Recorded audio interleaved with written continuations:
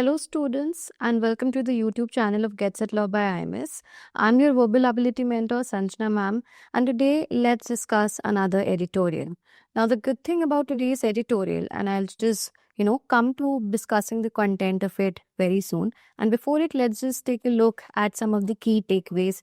As has always been the case, we have already shot multiple videos on editorial decoding, so it would be helpful in case you are really new to the channel to go and watch those videos as well. I've discussed so many different editorial or write-ups containing different genres, and you can just go through those editorials and perhaps be able to draw some important insights which will help you tackle CLAT preparation effectively.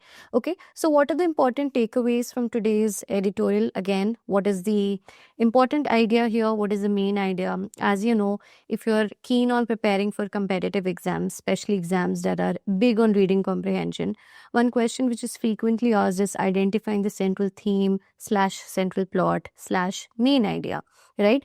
And then, of course, we are going to learn some of the new words in case they are there. And there is one foreign word this time in this editorial, okay? And in case you do not know the meaning of a word, how do we understand its meaning contextually or in the context of the statement in which the word has been used?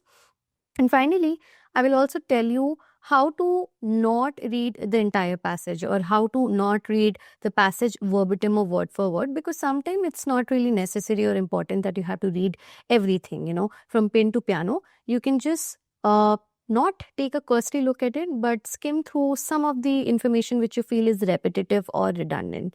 Okay, and having said that, let's take a look at today's article. This again I have extracted from the Hindu. The good thing, and this is what I like about the article, is how the author here actually discusses a particular topic from two different perspectives.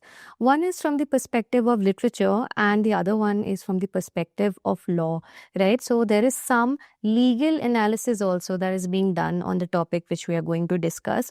And if we have a passage pretty much like this or something along similar lines, I just think it's so easy for somebody to fashion a reading comprehension passage to include in your English language section or critical reasoning section in CLAT and other such, relevant exams which are big on, critical reasoning and reading comprehension. Okay, so right off the bat, I would like you all to take a look at the title. Very often we get questions on, suggest a suitable title for the passage. And let me tell you the catch here. A good title captures the main idea effectively. So when you do read the title, it says a double-edged sword in life and literature. So essentially, we're going to talk about something which impacts both life and literature or which is relevant to both life and literature. Now, for the time being, do not pay attention to this. Let's start reading the passage. So right off the bat, the author talks about what mistaken identity is, and the author labels mistaken identity as dubious, which means, it's double-sided, maybe, it has a doubtful origin. And just for you, in case you do not know what mistaken identity is, simply put, mistaken identity is when you are incorrect in your identification of a person, especially in a scenario where you're confused between two similar people or similar scenarios, right? So it has a dubious nature or distinction of being good in literature and not so good in real life. So what we understand is, as far as, literature, fiction is concerned, mistaken identity might add a sense of humor, right? A touch of humor, but in a real life situation, it might be problematic. And I'll tell you why. When you read further, the author says in fiction, this subject has been a staple of classic comedies. Like I said, mistaken identity. Very often we have these movie plots, fiction plots where, there are two seemingly similar individuals and then all of it just escalates into a very comic chaos, right, of sorts.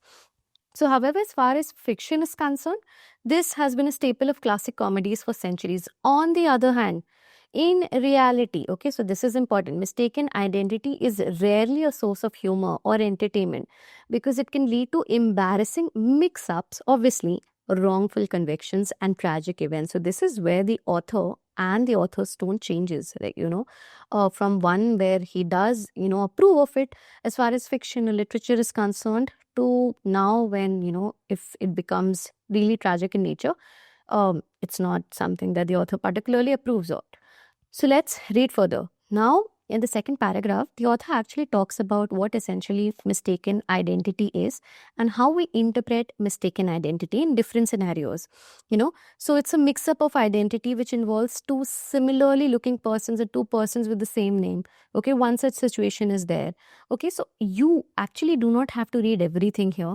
I'm choosing to skip this part of the passage, and this is what I suggest you do also, unless you really feel you have the luxury of time to read everything verbatim.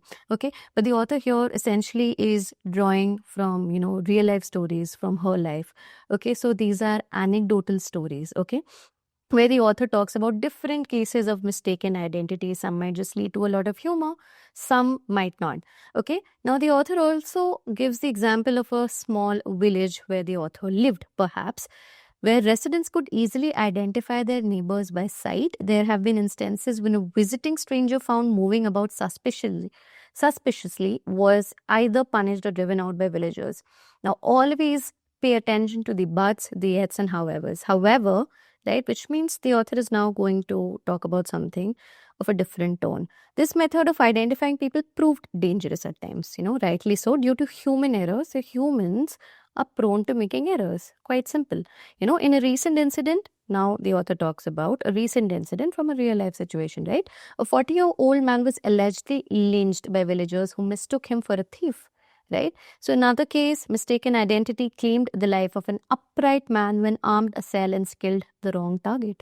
So this is the disastrous consequence of mistaken identity. It could really lead to serious tragic events and wrongful convictions, right? The part I'm just going to highlight this. So let's just say this seems pretty much the explanation for this. So everything is actually related to each other. So this is what a good passage is. There is a very good flow or, very logical chain of events. Now the pitfalls or the downsides of mistaken identity.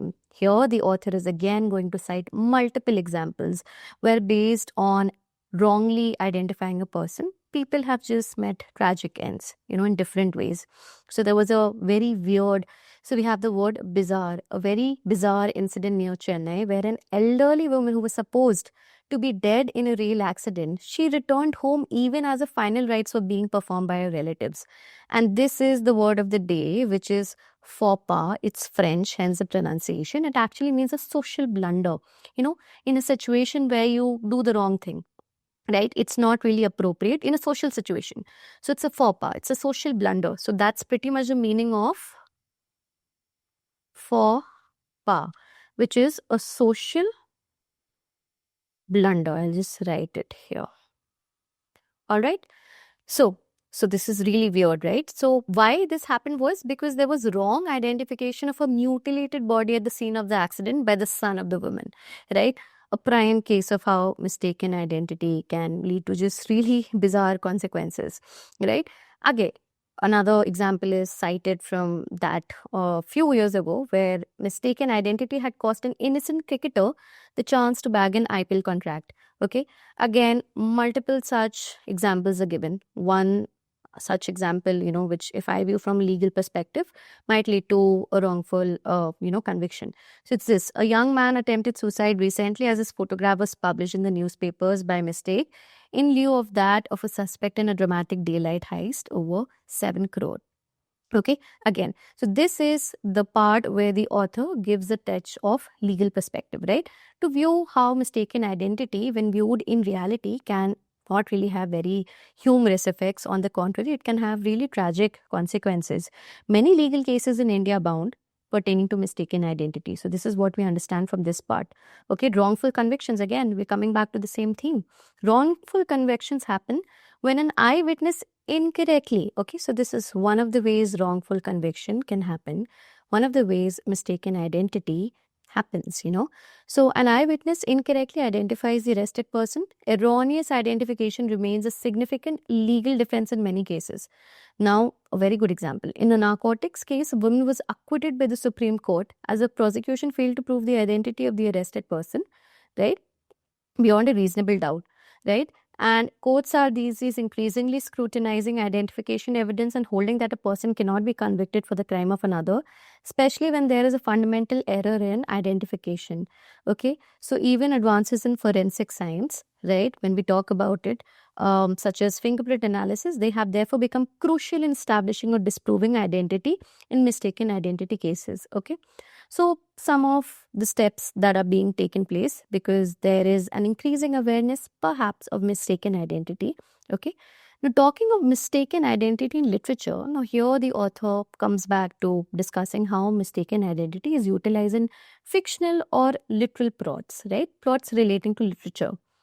The first thing that comes to the mind, the first thing that the author is put in mind is Shakespeare's The Comedy of Errors, in which two sets of identical twins who were separated at birth caused confusion amongst themselves and others, right? And so many movies and plays have just drawn inspiration from a similar plot, right? So this is how it has been used in literature. So much so because it adds a touch of humor and a lot of entertainment, right? So dual role is a popular technique adopted in hilarious Indian films, right? So a similar picture produced much later. You see how I have skimmed some of the information, right? Because it's not that important. All right. So this is how you have to read a passage also. An editorial, a writer, very often we just extract paragraphs from an editorial and give it to you in reading comprehension or critical reasoning. The same happens in a real life exam scenario also. Whosoever is going to set the question paper is definitely going to extract some paragraphs from an editorial or a write-up of a similar nature, right? So again, ultimately the author says the way to face mistaken identity in real life depends on the situation in which one is placed. Okay, so how do you tackle mistaken identity? It depends on the situation in which you are in. Now, verbally, you can correct a person if he mistake you for somebody else, which is the easier way out. If accosted by a law enforcing authority, the best way to resolve the issue of mistaken identity is to produce your ID with other supporting documents if need be. So, the author, in a way, is also trying to suggest some corrective measures towards the end. Now, if I have to ask you what the main idea of the passage is, just pay attention to this part, and this beautifully captures all that is discussed in the passage. Mistaken identity celebrated in fiction for its comedic value can pose risks in reality because it leads to wrongful convictions. A person apparently, if you just take a look at the example mentioned here, committed suicide because of a case of mistaken identity, right? So as far as fictional literature is concerned, it's celebrated, but as far as reality is concerned, it poses really serious risks. That there is the main idea or the central theme of the passage, right? So really interesting passage actually. You should definitely go through it, take a pause, read it on your own, and then you can perhaps, watch this video to draw insights on how to read it, right? So that's it for today's editorial decoding.